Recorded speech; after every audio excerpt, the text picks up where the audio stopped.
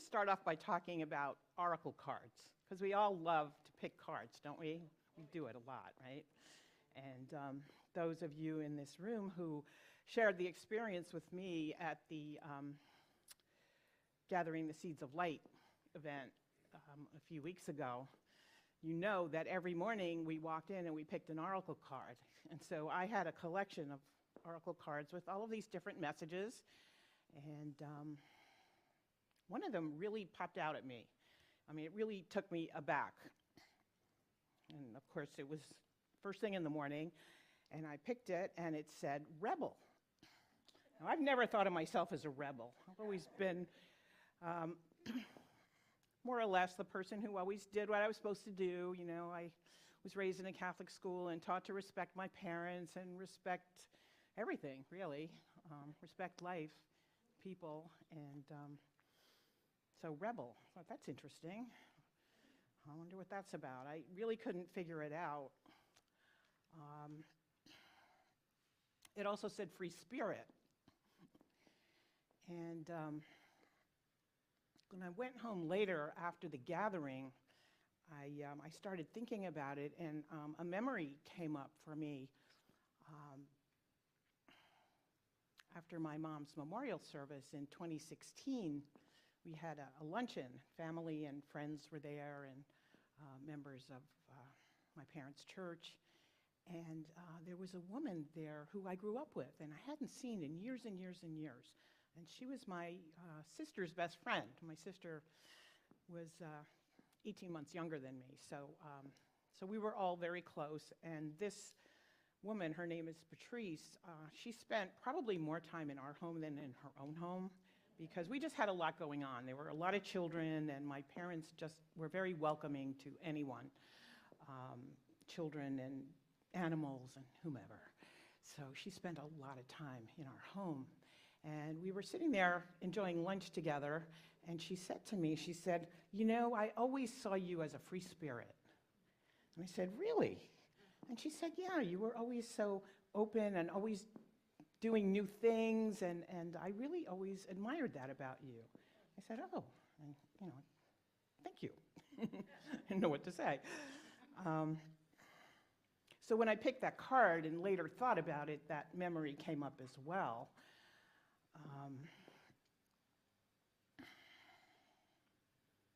So after the Seeds of Light gathering, and after I contemplated some of the,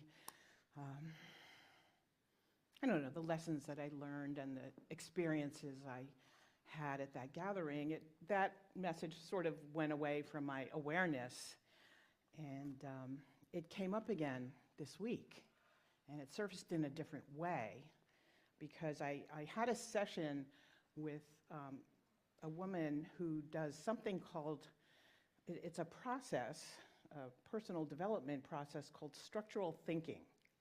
I'd never heard of it, and it's by a man named Robert Fritz, and apparently it's quite well known in certain circles. He, you know, works in corporate settings and institutional settings, and then, of course, with individuals as well.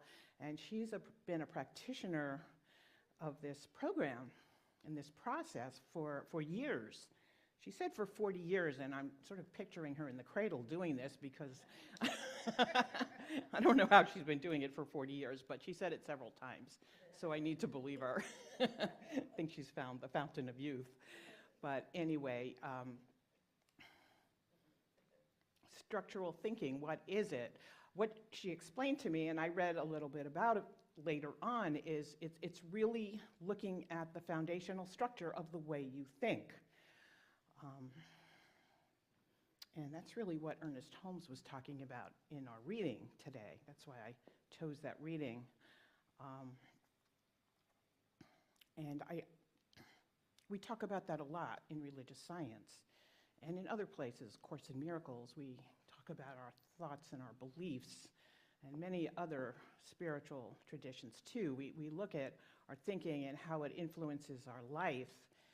And this process sort of approached it in a different way, because she asked me to prepare for this session by writing 2 stories. And one story was a story about something that I desired to happen in my life, a goal, something that I had worked toward, and it just didn't happen, And then the other story was the opposite of that.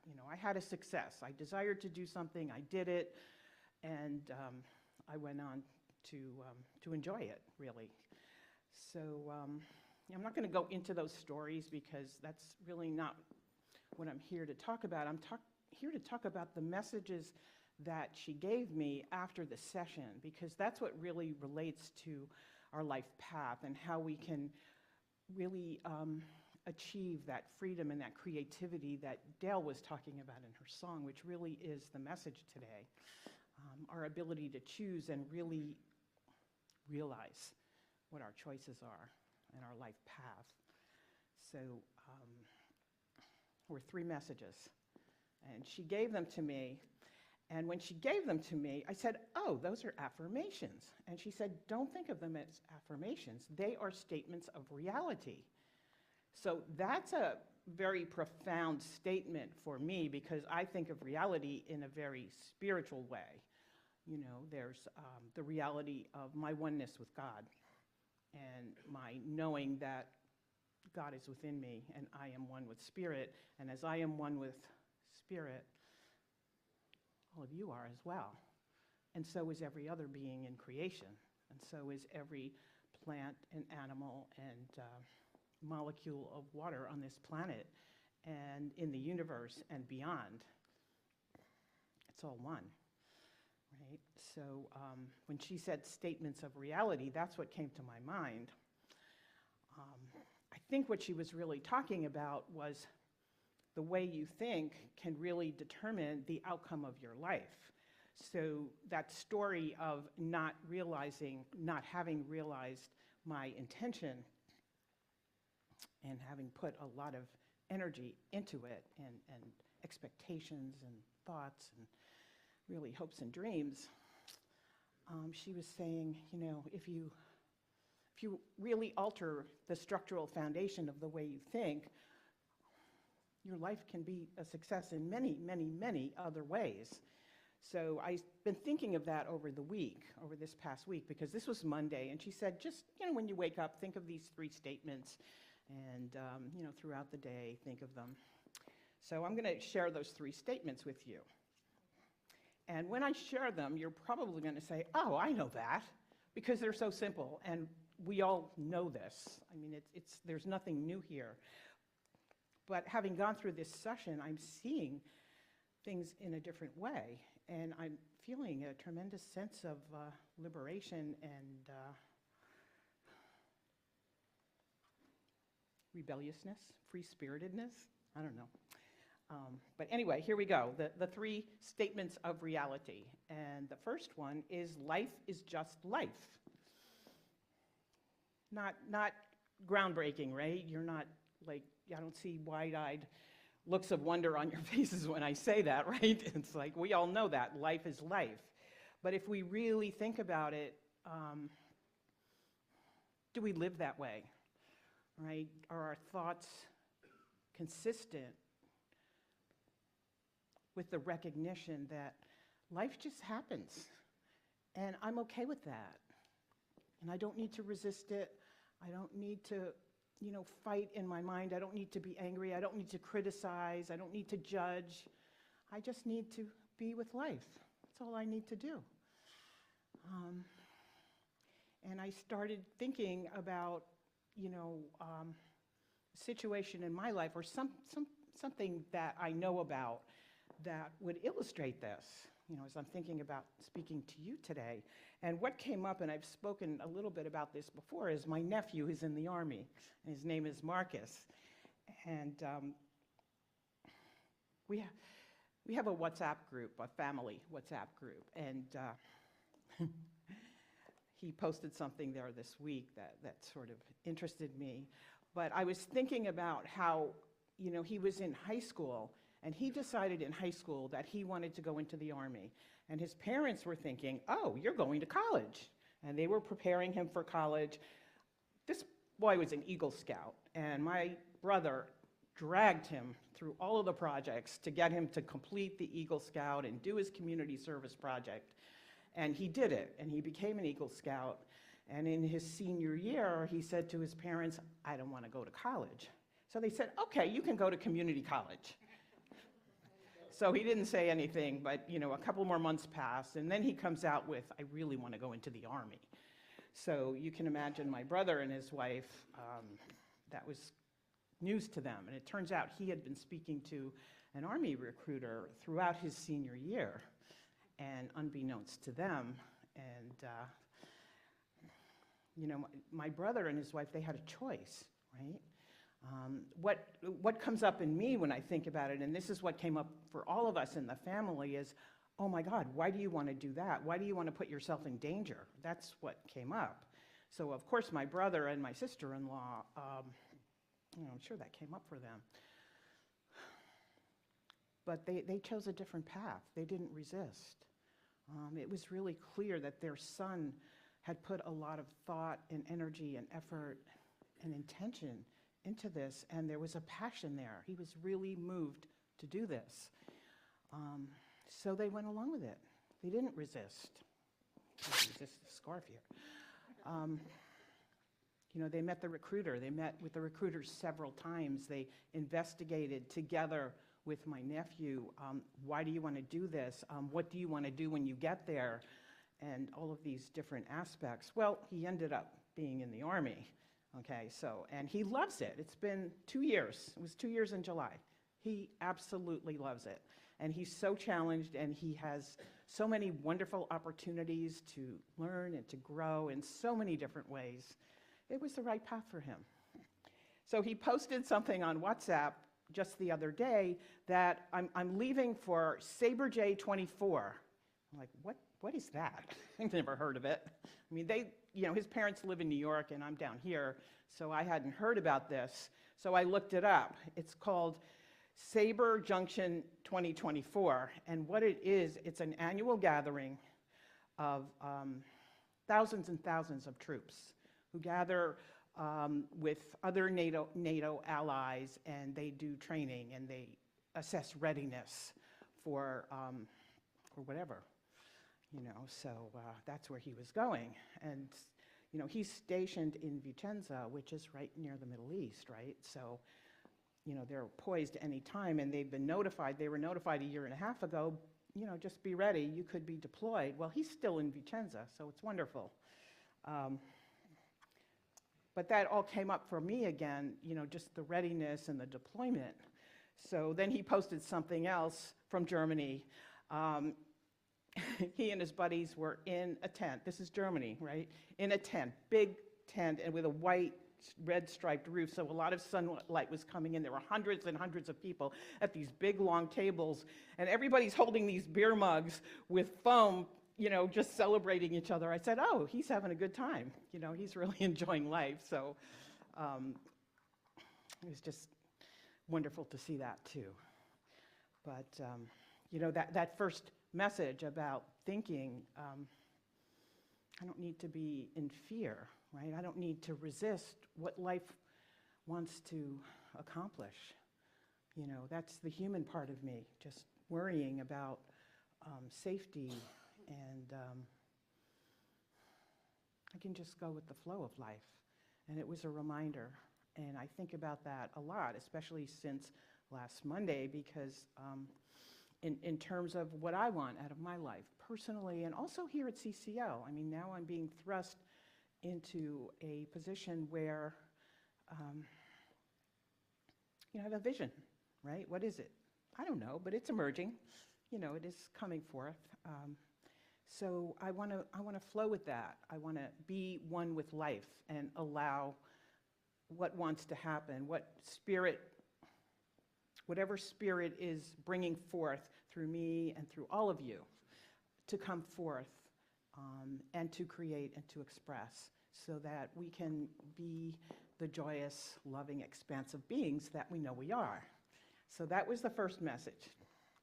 And then the second message, really another stunner here, is I can't change what I can't change, right? We all know that, right? Many of us have heard of the Serenity Prayer, right? We've been in 12-step groups. Can't change what I can't change, not a groundbreaking concept.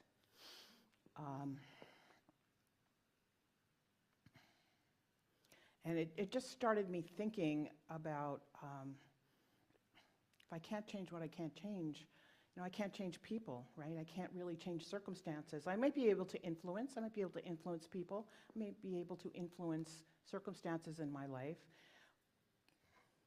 But things are what they are frequently, right? So just being in the flow, and it's very similar to that first statement, but it reminded me of the Tao. If any of you have read the Tao Te Ching, and it's often likened to a pendulum. If you think of a pendulum on a grandfather clock and it swings, right? Or any pendulum, a crystal pendulum that swings, and swings from one extreme to the other extreme, right? And it can swing for hours and hours. When it stops swinging, where is it? It's at the still point. And what is that still point? I hear an echo.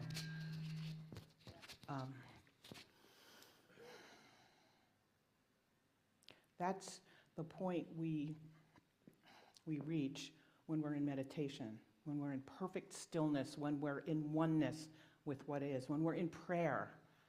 That's the still point of the Tao.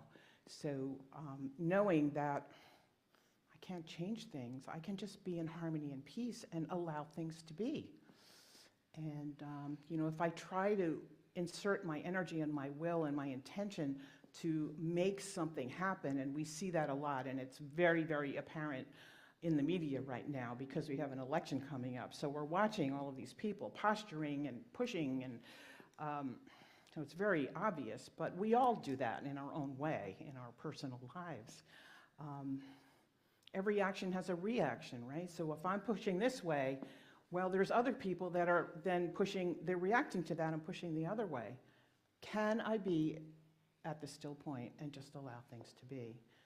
And listen to guidance, listen to the wisdom coming through me. And if I am to do something, I will hear the guidance because I'll be in that place of openness to spirit, right? And that's a place really of being out of our thought mind and our beliefs and being open to our inner intuition, spirit moving through us. So that was the second message. And the third message really relates to the topic that we're talking about, freedom and creativity. And it said, I have the power and the freedom to do whatever I want to do. Another groundbreaking statement, right? Of course I do. Nobody's stopping me from doing anything I want to do. But is that really true? Is that really true? I know in my life, and this came out, very poignantly in this structural thinking session this week, I know that the only person who has ever stopped me from doing anything is myself. Really, it's my thoughts and my ideas and my beliefs, and some of them I didn't know how to get out of them. And if you've ever read Michael Singer's book, The Untethered Soul, that's a wonderful exposition of that whole process. And that book's been around for a while, but it's a wonderful, wonderful book. And he talks about how our thoughts and our beliefs can really trap us from not only in a human sense reaching what we want to accomplish in our life, but more importantly and more profoundly, knowing the truth of our being, knowing God, being in that oneness, right? And that's the place where we can be open, we can be full, we can be creative, and we can be in love with life, which means harmony with each other, embracing, nurturing, all of those good things. So that's my third message that I received, and I've been contemplating these all week. And then I was thinking again, well, what about that message about being the rebel and being the free spirit? So, I just keep looking at myself saying, there's some unfinished business that I want to accomplish. That one unsuccessful story that I gave to her, she wouldn't accept that story because it's something I created 10 years ago, and I haven't really brought it forth in the world. And it's still in the back of my mind, and it keeps showing up. So what's stopping me? Well, when I look at my life, and she calls this an oscillating pattern. We go back and forth, and we go back and forth. And with that particular activity, I'm in an oscillating pattern. But who's creating the pattern? It's me. It's my beliefs. It's my thoughts about my own possibilities and my own self and what is possible in the world. But I can go back to what Ernest Holmes was saying in the reading. Basically, he was saying there are infinite possibilities. I am an infinite being, right? Because I am one with God. So all things are possible. So in that spirit, I'll leave you with that message. You are an infinite being. We are all one. And all things are possible. Thank you. Yeah.